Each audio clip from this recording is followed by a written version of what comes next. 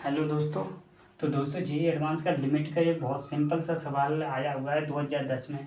तो दोस्तों हर साल जो है वो सिंपल ही सवाल आ रहे हैं। 2025-24 में भी सिंपल आए हैं, 23 में भी सिंपल है। तो आपको अगर लिमिट का कॉन्सेप्ट आता है, एक्सपेंशन आते हैं, तो लिमिट के बहुत आसान सवाल होते हैं कि ठीक है, तो एक्सपेंशन लगाना है, वैल्यूज वगैरह दे देते हैं। ठीक है, वो उसे देख लेते हैं बाद में। वैसे तो मैंने बहुत सारे इस चैनल पर क्वेश्चन करा दिए हैं लिमिट के। बाकी chapter differentiation, continuity, differentiability, definite integration, integration, area under कर, डिफरेंशियल इक्वेशन, तो बहुत सारे सवाल करा दिए हैं। हर चैप्टर के कर रहे हैं, तो चलो देख लेते हैं इसको। तो सबसे पहले ये कॉन्सेप्ट सीखो, ठीक है। तो ये क्या बोल रहा है, ये बोल रहा है कि इसकी लिमिट बता दो। चलो ठीक है, तो वैल्यू है, न्यूमेरिकल टाइप था तो कोई दिक्कत नहीं है। ठीक है, तो हमने लिमिट एक्स की वैल्यू 0 पुट की, तो ऊपर क्या बन गया, 0 बनेगा। जब भी ए से लेकर के ए तक लिमिट होती है किसी भी इंटीग्रेशन की, उसकी वैल्यू क्या आती है, 0 आती है, नीचे भी 0। अगर 0/0 या इन्फानाइट फॉर्म होती है तो हम क्या करते हैं, LH रूल लगाते हैं।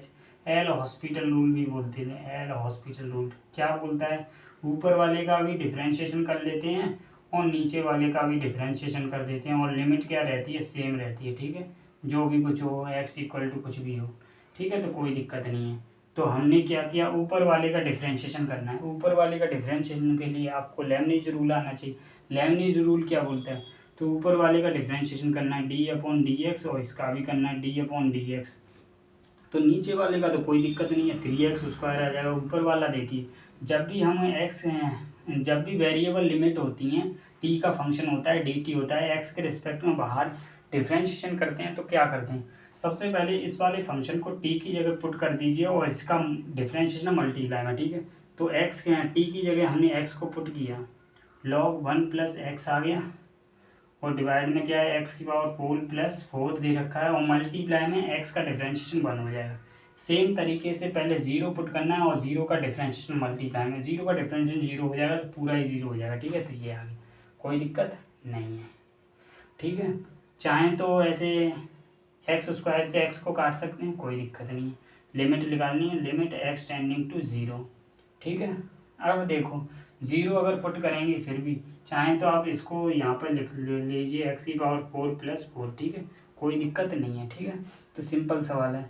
आपने log x वाला भी पढ़ा होगा कि log 1 + x/x होता है, तो उसकी वैल्यू 1 होती है, तो कोई दिक्कत नहीं है। ठीक है, चाहें तो आप ऐसे लिमिट की वैल्यू ऐसे 0 पुट करेंगे तो log 1 की वैल्यू 0 हो जाएगी, नीचे भी 0। तो क्या करेंगे, डिफ्रेंशिएशन कर देते हैं ऊपर का, फिर से ऊपर वाला नहीं है, एक और बार डिफ्रेंशिएशन करेंगे तो ये क्या हो जाएगा, 1 + x हो जाएगा, और इसका क्या हो जाएगा, मल्टीप्लाई में 1 हो जाएगा, डिवाइडेड बाई सेम तरीके से नीचे वाले का ये करना है 3।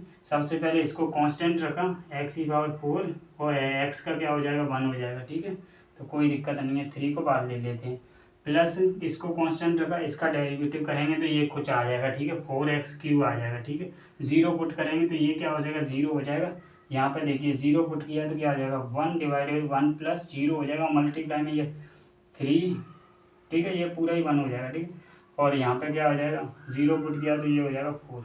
तो 1/12 इसका आंसर है। ठीक है, 1 मिनट, तो 1/12 ही है। ठीक है, तो बहुत सिंपल सवाल था, कोई दिक्कत नहीं है। ठीक है, तो 1/में इसका 12 राइट आंसर हो जाएगा, तो कोई दिक्कत नहीं है, सिंपल सवाल था। थैंक यू, सब्सक्राइब कर लेना।